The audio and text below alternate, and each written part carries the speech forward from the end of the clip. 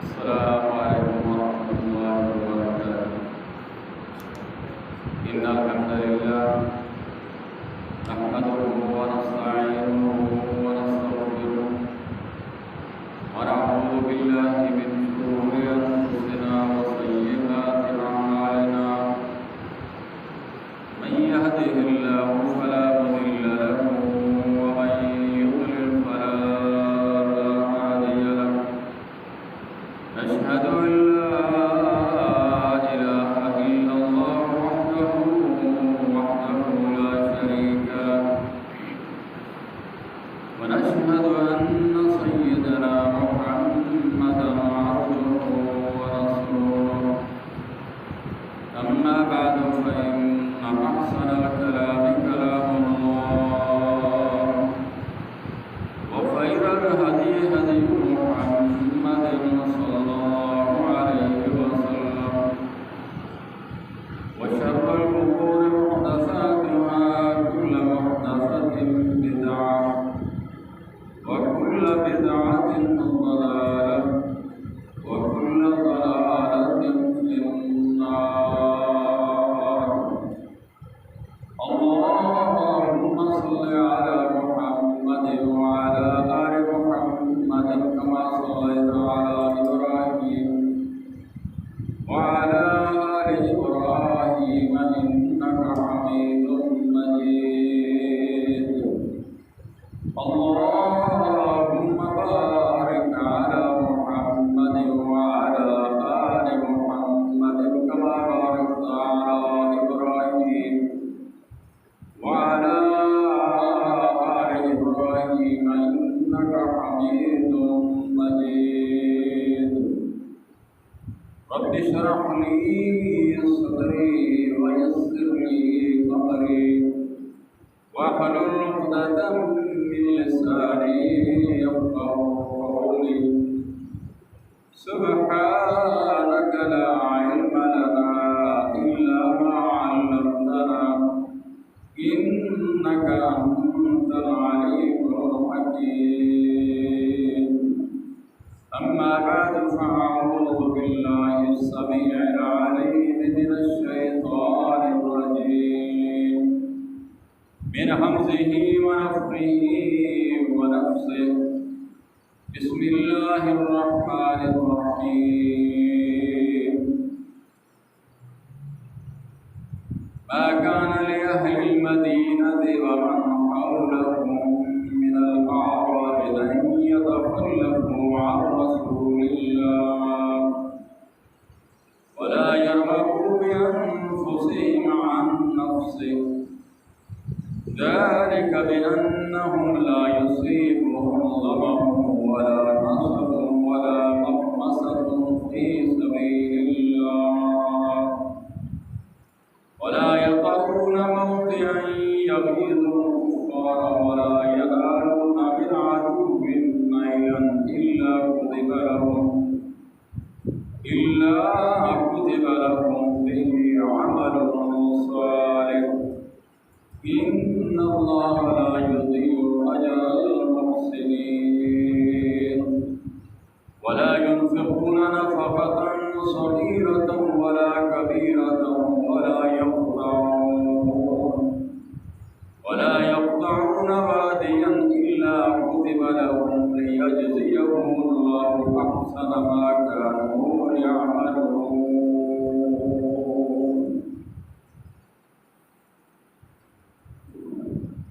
تمام قسم کی تعریف، تحمید، تمجید، کبریائی، بڑائی اللہ لا شریک له، بے شمار درود و سلام محمد رسول اللہ صلی اللہ علیہ وآلہ وسلم کی ذات بابرکاتہ.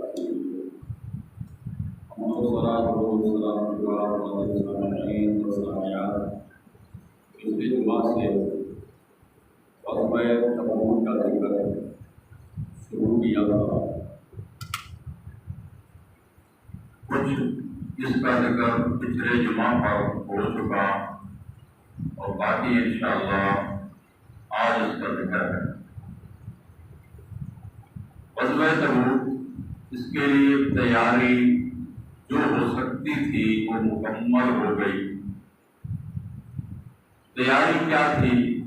بے سر و سامانی، ایک ایک سواری کے لیے 18 بندے ہیں، گرمی کا موسم ہے، سفر خرچ بھی بہت کم ہے، لیکن ایک امتحان ہے، اللہ کا حکم ہے، اللہ کے رسول کا حکم ہے، اور مسلمانوں کو، صحابہ کرام کو اچھی طرح علم ہے کہ ہم نے اس سے کسی صورت پیچھے نہیں رہنا، کیونکہ وہ پورے معاملے کو سمجھتے تھے کہ قربانی دینی ہے، لہذا یہ لشکر 30,000 نفوس پر مشتمل تیار ہوا، جس کے اندر کچھ منافقین بھی شامل ہو گئے۔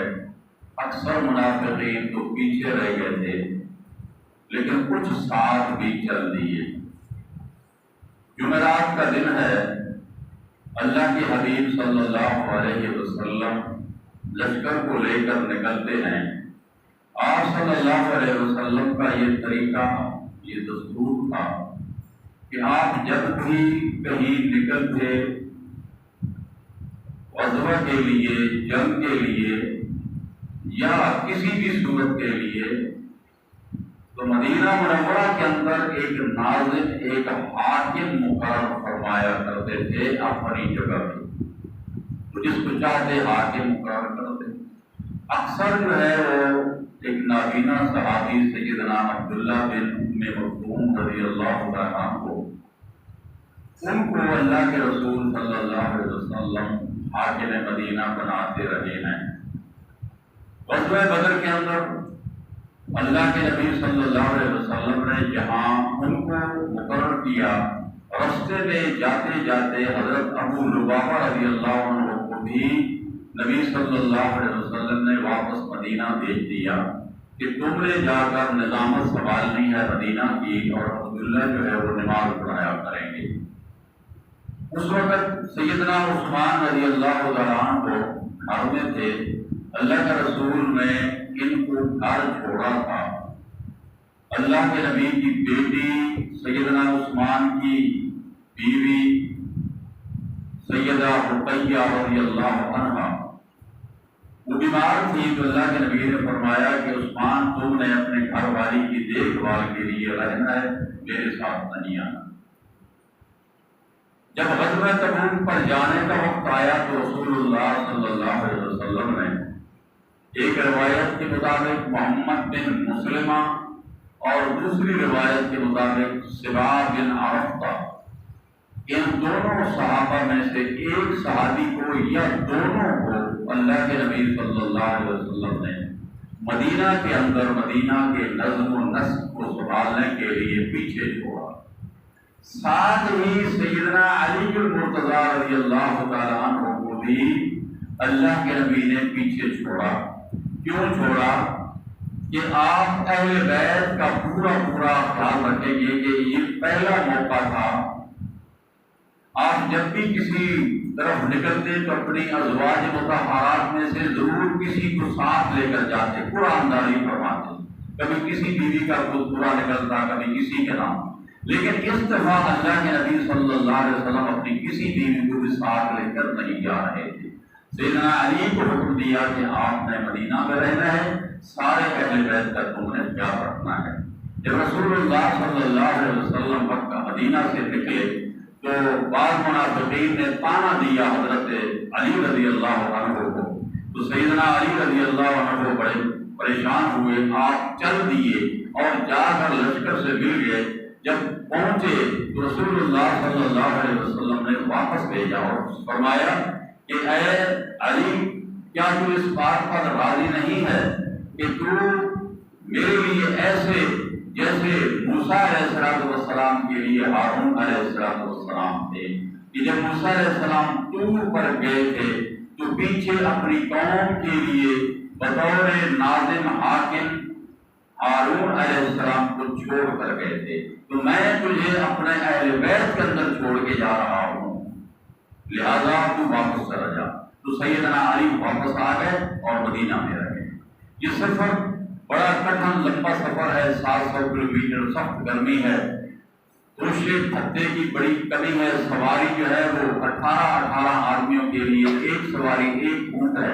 یہ چلتے جا رہے ہیں اور پیاس کبھی لگ جاتی ہے، پانی کبھی مل گیا کبھی نہ ملا۔ ایک ایسا وقت بھی آیا جاتے جاتے کہ پیاس سے گردنیں سوکھنے لگی، صحابہ کرام پریشان ہو گئے، حتیٰ کہ ان کو اونٹوں کو ذبح کرنا پڑا، بعض اونٹوں کو، تاکہ ان اونٹوں کی اوجڑی سے پانی لیا جا سکے۔ اور آپ کو پتا ہے اللہ تعالیٰ نے اونٹ کے اندر ایک خاص خاصیت رکھی ہے، کئی دن تک اونٹ بھوکا پیاسا جنگل کے اندر رہ سکتا ہے۔ اس کا کھانے کا خزانہ اس کی کوہان ہے، اور اس کے پینے کے لیے اللہ تعالیٰ نے اس کے پیٹ کے اندر ایسی گنجائش رکھی ہے کہ یہ بہت سا پانی پی لیتا ہے اور اس کو پھر ذخیرہ بھی رکھتا ہے۔ تو بعض ایسے موقع آئے یا ایک موقع آیا کہ صحابہ کرام نے اونٹوں کو ذبح کیا اور اجڑی اور میدا سے پانی نکال کر اس سے اپنی پیاس کو سکھاتا۔ اتنی سخت تنگی، اور کھانے پینے کے لیے ایسا وقت بھی آتا کہ درختوں کے پتے کھائے صحابہ کرام نے، جن سے اس کی زبانیں بھی ان کی جو ہے وہ زخمی ہو گئی۔ ایک مرتبہ رسول اللہ صلی اللہ علیہ وسلم سفر کے جاری تھا، تو لوگوں نے کہا صدیق اکبر رضی اللہ عنہ سے کہ جا کر اللہ کے رسول سے سفارش کریں، اب تو ہماری گردنیں ٹوٹنے والی ہیں، بہت ہی سخت پیاس لگی ہے، اللہ کے نبی اللہ تعالیٰ سے دعا کریں تاکہ تو اللہ کے رسول صلی اللہ علیہ وسلم کے بارے میں آپ کو پتہ ہونا چاہیے کہ اکثر معجزات سفر کی حالت میں، خصوصاً غزوات کی حالت میں، جنگوں میں اللہ کی راہ میں جہاد کے راستے پر نکلنے سے اللہ کے رسول نے معجزے اللہ تعالیٰ سے لی۔ تو اللہ کے رسول صلی اللہ علیہ وسلم نے دعا فرمائی، بادل آ گیا، خوب برسا، اور اس بادل سے لوگوں نے اپنے مشکیزیں اور جو برتن تھے وہ بھی بھر لیے، اور آگ بھی اور جانوروں کی پیاس بھی بجھا دی۔ وہاں سے جب آگے چلے کہیں بھی بارش کا نام و نشان نہیں تھا، صرف اسی جگہ پہ لشکر کے اوپر اللہ تعالیٰ نے بارش برسائی تھی۔ ایک ایسا موقع بھی آیا، گوشے بھتے کی کمی ہوئی، اللہ کے رسول صلی اللہ علیہ وسلم نے فرمایا جو کچھ کسی کے پاس ہے چادر بچھائی، اوپر آ کر انہوں نے ڈال دیا۔ اللہ کے نبی صلی اللہ علیہ وسلم نے دعا فرمائی، یہ بھی آپ کے معجزات میں سے ایک معجزہ ہے، دعا فرمائی، وہ چادر بھر گئی، آپ نے فرمایا بسم اللہ پڑھ کے سارے اپنے اپنے کرسیاں جو ہے برتن بھرنے چاہتے چلے جاؤ اور چلتے بنو۔ تو سارے لوگوں نے اپنے گوشے پتے وہاں سے اپنے پورے کیے اور وہاں سے چلتے چلتے راستے میں قوم سمود کی بستی آتی ہے، حجر، جس کا ذکر قرآن کریم کے اندر کئی مقامات پر آیا۔ سورت کا نام بھی سورت الحجر ہے، اور یہ حجر قوم سمود کی حضرت جو ہے وہ صالح علیہ السلام کی قوم سمود، جنہوں نے اللہ کے نبی صالح علیہ السلام کی نبوت کا انکار کیا، معجزے کا انکار کیا، اور آخرکار اونٹنی کو مار دیا، اللہ کا ان پر عذاب آئے۔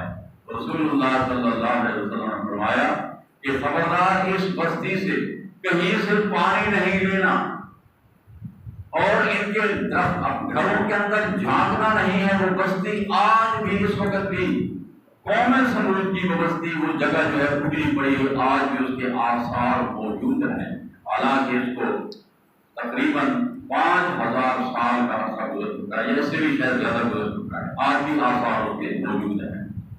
لیکن آپ نے فرمایا ہاں، جہاں سے صالح علیہ السلام اور ان کی اونٹنی پانی پیا کرتی تھی، اس چشمہ سے آپ لوگوں نے پانی لینا ہے، اس کے علاوہ کہیں نہیں لینا، اور استغفار پڑھتے ہوئے سر جھکا کر جلدی اس جگہ سے نکلنا ہے، کہیں تم پر بھی اللہ کا وہی عذاب نہ آ جائے جو قوم سمود حضرت صالح علیہ السلام کی قوم پر عذاب اللہ نے نازل فرمایا۔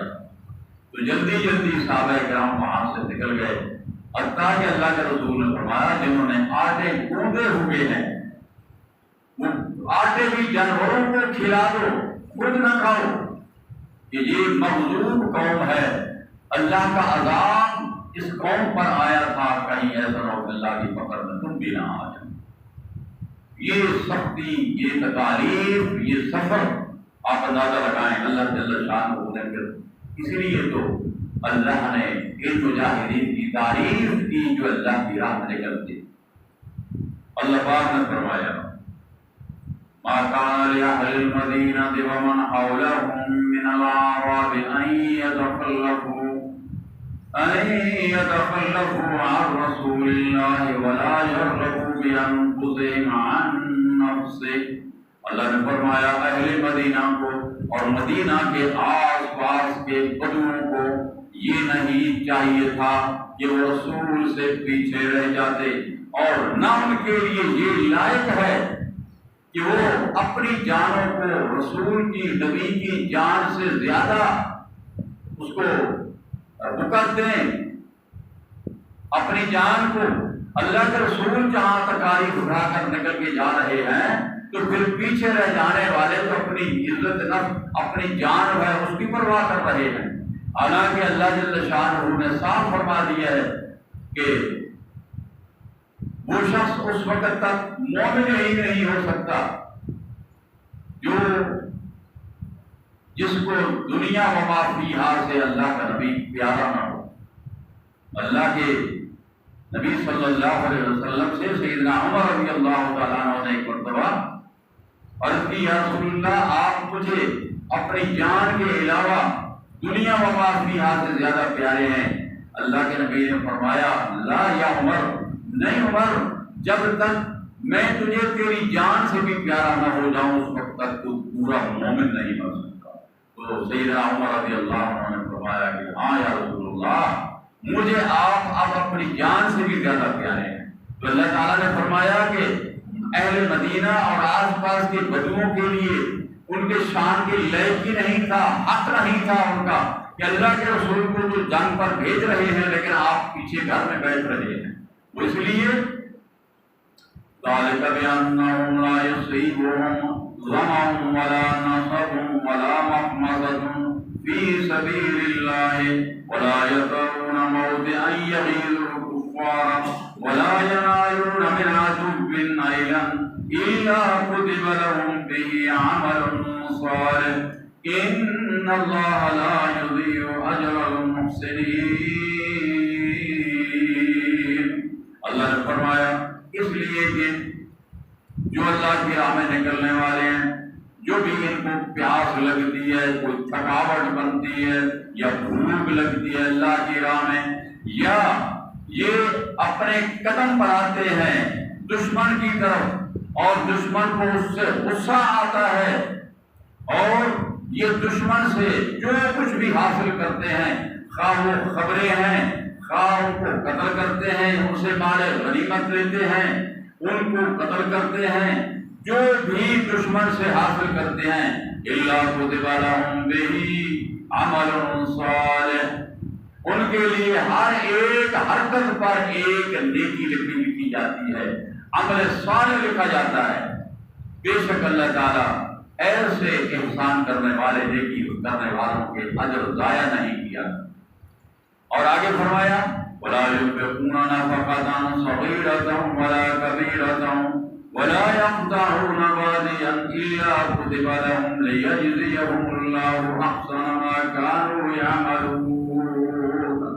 اور جو کچھ اللہ کی راہ میں خرچ کرتے ہیں، تھوڑا ہے یا زیادہ ہے، اور کوئی وادی جو وہ طے کرتے ہیں، کسی میدان سے وہ گزرتے ہیں، تو ان کے لیے اللہ کتب لهم، ان کے لیے لکھ لیا جاتا ہے، نیکی لکھ لی جاتی ہے۔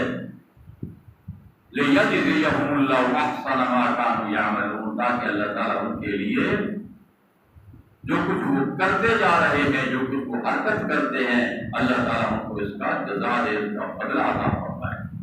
اللہ کی راہ میں نکلنے والا مجاہد جو ہے، جو اللہ کے کلمے کی سربلندی کے لیے نکلا ہے، اسلامی سرحدوں کی حفاظت کے لیے نکلا ہے، شخص کا ایک ایک لمحہ جو ہے یہاں تک ہے کہ اس شخص کو روزہ دار کا اجر ملتا ہے، 5 وقت بعد نماز جماعت پڑھنے والے کا اجر ملتا ہے، ساری رات عبادت کرنے والے کا اجر ملتا ہے، جو کچھ وہ حرکت کرتا ہے، جو کچھ وہ خرچ کرتا ہے، اس کے بدلے اللہ جل شانہ اس کے لیے ثواب لکھتا ہے۔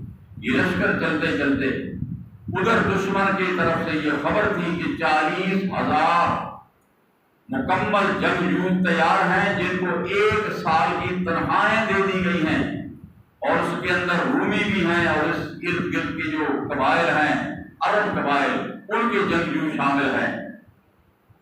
اللہ کے رسول صلی اللہ علیہ وسلم نے اثناء سفر یا تبوک پہنچ کر ایک خبر دی، ایک پیش گوئی فرمائی کہ آج رات تم پر بڑی سخت آندھی آنے والی ہے۔ آپ حضرات میں سے شاید کسی کو پتہ ہوگا جو عرب کے اندر رہے ہیں، وہاں پر بڑی بڑی آندھی کے طوفان آتے ہیں، ریتلے طوفان آتے ہیں۔ میں نے بھی ایک مرتبہ دیکھا ہے وہ طوفان کہ ریت ایسے پڑتی ہے جیسے بارش پڑتی ہے انسان پر۔ تو طوفان آیا، اللہ کے رسول نے فرمایا طوفان آنا ہے، اس طوفان میں اپنے آپ کو قابو رکھنا ہے، اٹھنا نہیں ہے، اپنے جانوروں کی رسیوں کو پکا باندھ کے رکھنا ہے۔ حضرت معاذ بن جبل رضی اللہ تعالیٰ عنہ اس کے راوی ہیں، صحیح مسلم کے اندر یہ واقعہ آتا ہے۔ وہ فرماتے ہیں کہ ایک شخص اٹھا، اس کو ہوا نے اٹھا کر دور جا کر پھینک دیا۔ اللہ اللہ، تو یہ پیش گوئی بھی پوری ہوئی رسول اللہ صلی اللہ علیہ وسلم کی۔ رات کو آندھی آئی اور وہ کافی دیر تک چلتی رہی۔ اس کے بعد اللہ کے رسول نے فرمایا انشاءاللہ کل تم تبوک کے چشمہ پر پہنچ جاؤ گے، لیکن چاشت کے وقت پہنچو گے، اس سے پہلے نہیں پہنچو گے۔ دوسرا دن ہوا، چلتے چلتے یہ 15 دن کا سفر ہے، 15 دن جانا، 15 دن آنا، اور 20 دن وہاں تبوک کے اندر اللہ کے رسول صلی اللہ علیہ وسلم نے قیام فرمایا۔ یہ 50 دن پورا سفر ہوا آپ صلی اللہ علیہ وسلم۔ تو آپ نے فرمایا کہ کل تم لوگ تبوک کے چشمہ پر پہنچ جاؤ گے۔ صحابہ کرام دوسرے دن پہنچے، آپ نے فرمایا اس میں سے تم نے لینا کچھ نہیں۔ پتہ چلا کہ 1-2 آدمیوں نے کچھ جو سخت پیاسے تھے کچھ پانی لے لیا تھا۔ اللہ کے نبی نے فرمایا جو پانی لیا ہے وہ لے آؤ۔ یا رسول اللہ بس ہم سے غلطی ہوگی، ہم نے پانی لے لی۔ آپ نے فرمایا آپ دیکھو، آرام سے بیٹھ رہو۔ اللہ کے رسول صلی اللہ علیہ وسلم، یہ آپ کا پھر ایک معجزہ ظاہر ہو رہا ہے۔ پانی بہت تھوڑا تھا، چشمے سے رس رہا تھا۔ آپ نے اس میں سے اپنے ہاتھ مبارک دھوئے اور اپنا چہرہ مبارک دھویا۔ دھونے کے بعد اس پانی کو اس چشمے کے اوپر ڈال دیا۔ وہ چشمہ جو ہے وہ تیزی سے ابھرنے لگا اور چلنے لگا۔ سارے لشکر نے پانی بھر لیا، تمام جانوروں نے پانی پی لیا۔ اب وہاں جب یہ پہنچے، اللہ کے نبی صلی اللہ علیہ وسلم خیمہ زن ہوئے۔ دوسرے دن صبح اللہ کے حبیب صلی اللہ علیہ وسلم نے تمام اصحاب کو جمع کیا۔ جمع کرنے کے بعد آپ نے خطبہ ارشاد فرمایا، اللہ تعالیٰ کا تقویٰ، اللہ کا ڈر، ترغیب دی، نیکی کی ترغیب دی، جہاد کے فضائل بیان کیے، اللہ کی راہ میں خرچ کرنے کے فضائل بیان کیے، قیامت میں اللہ تعالیٰ جل شانہ کی جنت کے وعدے یاد دلائے۔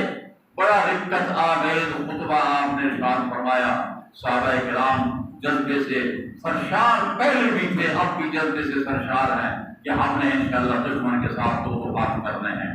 لیکن آپ کو پتہ ہے کہ اللہ کے حبیب صلی اللہ علیہ وسلم کے لیے اللہ جل شانہ نے بہت سی خصوصیات ہیں آپ کے لیے۔ اللہ کے نبی فرماتے ہیں اوتیت خمسا لم یؤتہن احدا من قبلی او کما قال صلی اللہ علیہ وسلم، اللہ نے مجھے 5 ایسی چیزیں عطا فرمائی ہیں کہ مجھ سے پہلے کسی کو اللہ نے نہیں دی ہیں۔ ان میں سے ایک یہ ہے نصرت بالرعب مسیرۃ شہر، اللہ کے نبی نے فرمایا میرا رعب اللہ تعالیٰ نے دشمن پر 1 مہینے کی مسافت سے طاری کر دیا ہے۔ 1 مہینے کی مسافت، 15 دن کی مسافت تھی مدینہ اور تبوک کی، فرمایا 1 مہینے کی مسافت۔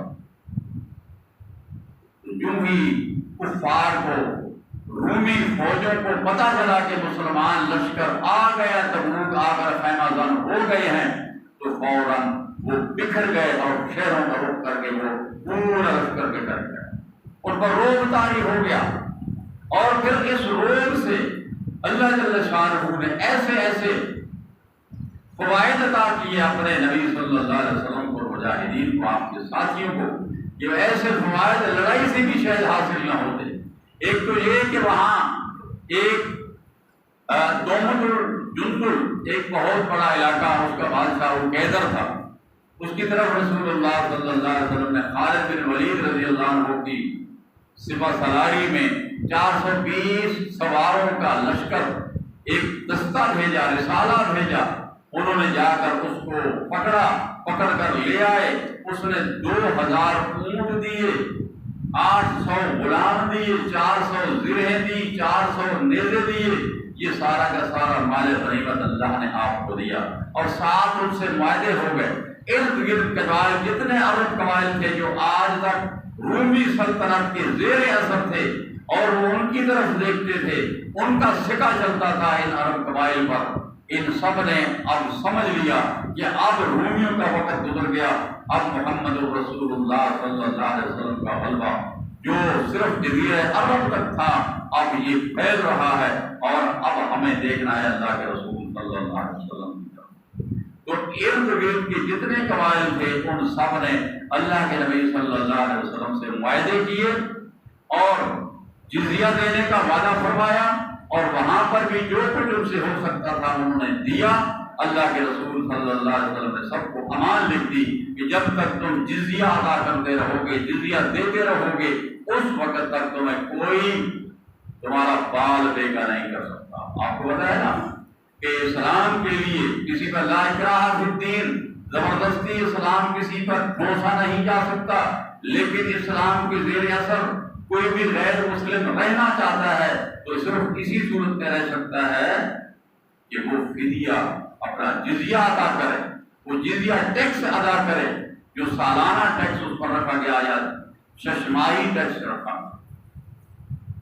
اللہ اللہ۔ حضرت معاذ بن جبل رضی اللہ تعالیٰ عنہ فرماتے ہیں کہ پھر آپ صلی اللہ علیہ وسلم، آپ کو پتہ ہے کہ سفر میں آپ جب جاتے تو آپ دو نمازیں جمع فرماتے تھے، ظہر اور عصر اور مغرب اور عشاء، یہ آپ کا معمول تھا۔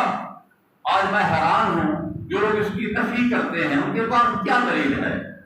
دلیل قرآن و سنت سے موجود ہے۔ اللہ کے نبی صلی اللہ علیہ وسلم جب بھی سفر کے لیے نکلتے تو آپ دو نمازیں اکٹھی کرتے۔ ہاں اگر کسی کو سہولت ہے وہ ایک ایک پڑھ سکتا ہے تو بے شک پڑھے، لیکن ظہر اور عصر جمع تقدیم سے اور جمع تاخیر سے دونوں صورتوں میں اللہ کے نبی صلی اللہ علیہ وسلم سفر میں نماز ادا فرمایا کرتے تھے۔ جمع تقدیم آپ عصر کو ظہر کے ساتھ پڑھ لیں، یہ جمع تقدیم ہو گئی۔ جمع تاخیر آپ ظہر کو عصر تک لے جائیں اور عصر کے ساتھ تھوڑا ملا کے پڑھ لیں، اسی طرح مغرب اور عشاء۔ اللہ اللہ۔ تو یہ 15 دن آنا، 15 دن جانا، 1 مہینہ اور 20 دن وہاں رہے، اور اللہ کے فضل و کرم سے بغیر کسی لڑے بھیڑے اللہ کے نبی صلی اللہ علیہ وسلم بہت سا مال غنیمت بھی لے کر اور علاقے پر اپنا اثر و رسوخ چھوڑ کر آپ واپس چلے۔ رستے میں آ رہے ہیں، رستے میں ایک حادثہ پیش آنے والا تھا۔ منافقین کا ایک گروہ 12 آدمی پر مشتمل تھا۔ اللہ کے رسول صلی اللہ علیہ وسلم بس قدرتی طور پر آپ اپنے لشکر سے تھوڑا سا کسی اور راستے پہ چل پڑے۔ لشکر ادھر سے جا رہا ہے اور آپ صلی اللہ علیہ وسلم ادھر سے ایک گھاٹی سے نکل پڑے۔ آپ کی اونٹنی کی جو مہار تھی وہ سیدنا عمار بن یاسر رضی اللہ عنہ پکڑے ہوئے تھے، اور اونٹنی کو ہانکنے والے سیدنا حذیفہ بن جمان رضی اللہ عنہ تھے۔ یہ 2 صحابی آپ کے سے، ایک آگے ایک پیچھے، 12 آدمیوں کا ایک ٹولہ آیا جن کے منہ ڈانٹے بندے ہوئے تھے ان لوگوں کے، یہ منافقین تھے، اور آپ صلی اللہ علیہ وسلم پر حملہ آور ہونا چاہتے تھے۔ اللہ کے رسول کو پتہ چل گیا، اللہ کے نبی نے حذیفہ بن یمان کو پیچھے سے کہا کہ یہ پیچھے سے خبر ہو ان لوگوں کی، یہ کچھ کرنا چاہتے ہیں، یہ شرارت کرنا چاہتے ہیں۔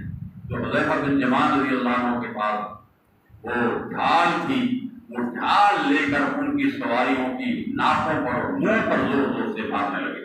جب وہ سمجھ گئے کہ اب ہمارا بس نہیں چلتا، وہ بھاگ کر لشکر کے ساتھ نہیں گئے۔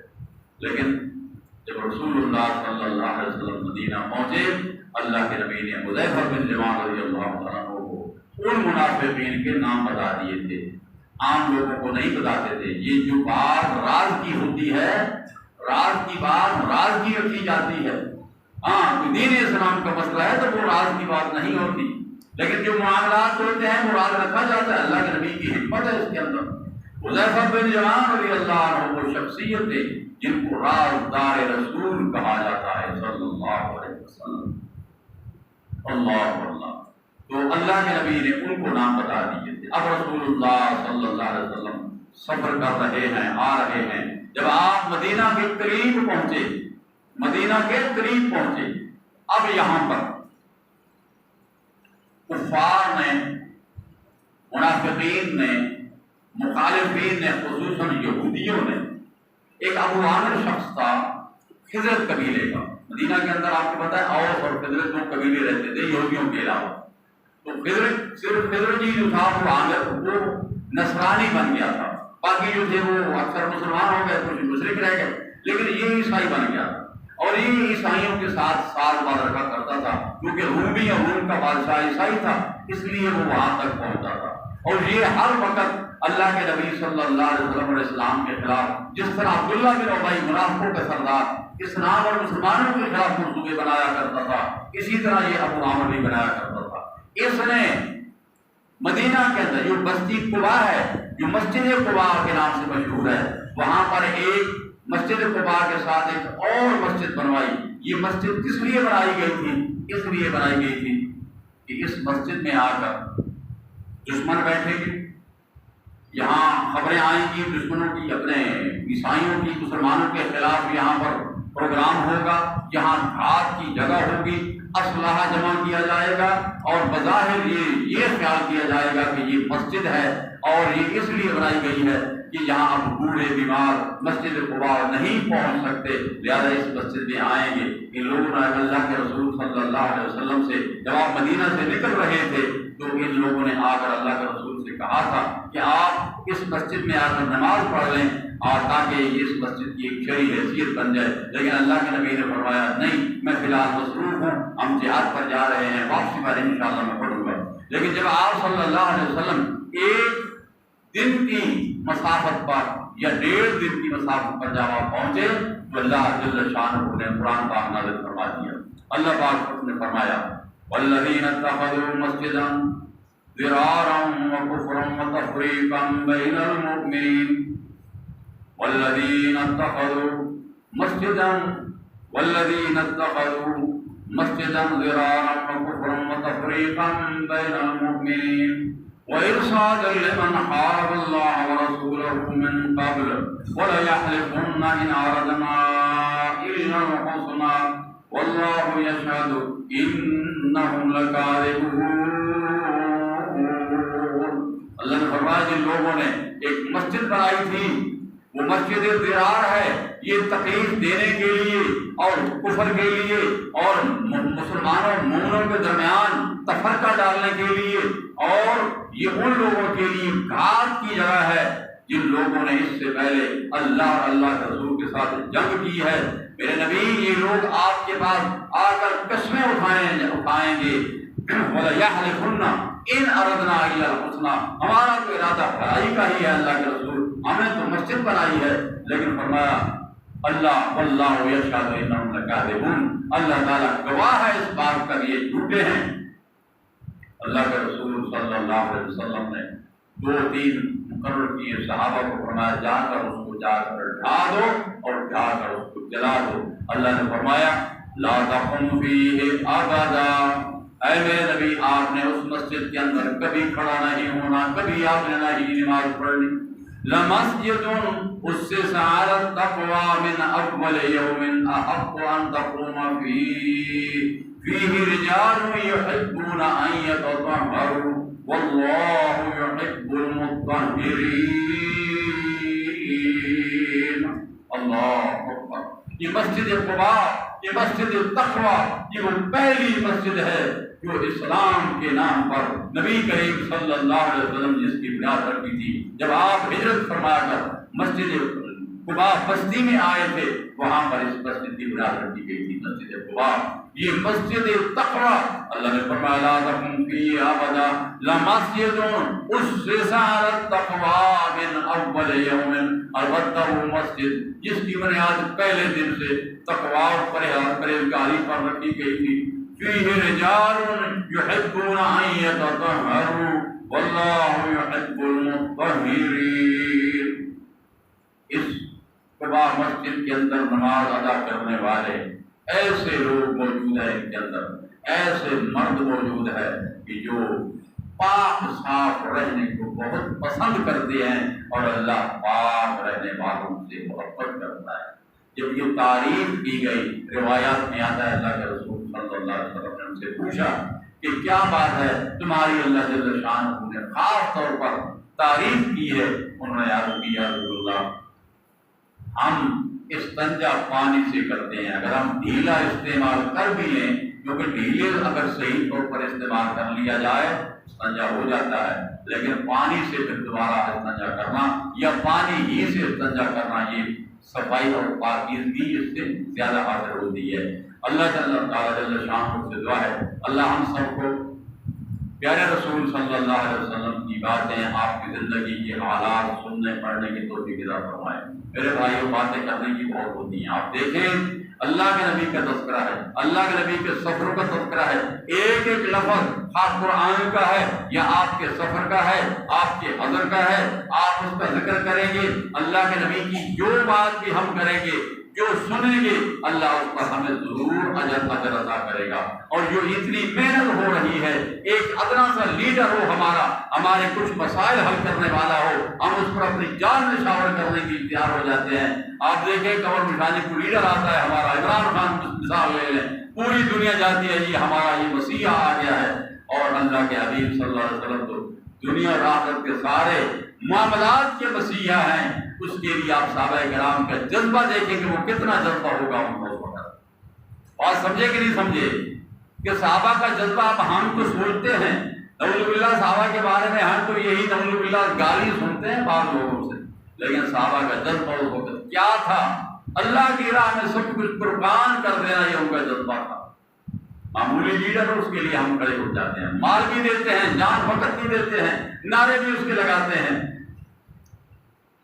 اقول قولی ھذا واستغفر اللہ لی ولکم ولسائر المسلمین من كل ذنب بارک اللہ لنا ولکم فی القرآن العظیم ونفعنا وإياكم بالآیات والذکر الحکیم انہ تعالی جواد کریم قدیم ملک رحیم۔ انشاءاللہ آخری حصہ غزوہ تبوک کا آخری حصہ انشاءاللہ اگلے جمعہ پر انشاءاللہ